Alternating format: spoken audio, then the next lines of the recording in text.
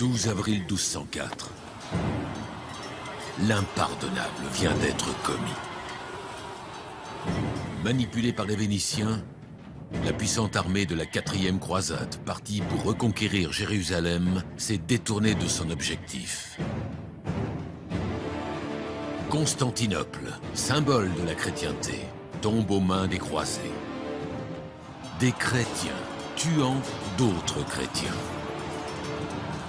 Grâce à la formidable flotte vénitienne, les croisés ont contourné les défenses terrestres pour attaquer le front maritime.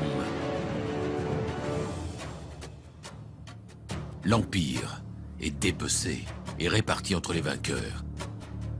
Chacun s'y taille son petit royaume. Pour un temps du moins. Moins de 60 ans plus tard, après de multiples combats fratricides entre chrétiens, l'Empire byzantin est restauré.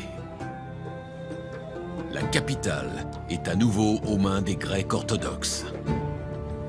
Mais l'Empire ne retrouvera jamais sa puissance d'antan. Ruiné par les combats, dépossédé de la plupart de ses territoires, il n'est plus que l'ombre de lui-même. Pourtant, les autres menaces, elles, n'ont pas diminué. Fondé par un clan turc d'Anatolie, l'Empire ottoman est alors en pleine expansion. Vigoureux, conquérant et porté par la foi musulmane, il agrandit son territoire au détriment de ses voisins. Et au XVe siècle, personne n'est en mesure de le stopper. Les villes byzantines tombent les unes après les autres.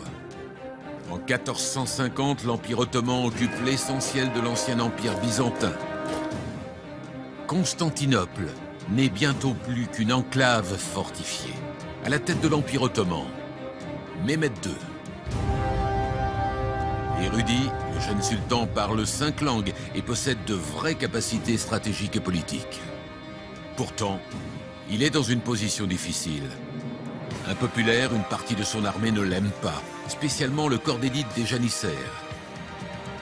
Par le passé, il a même déjà affronté une rébellion de ses généraux.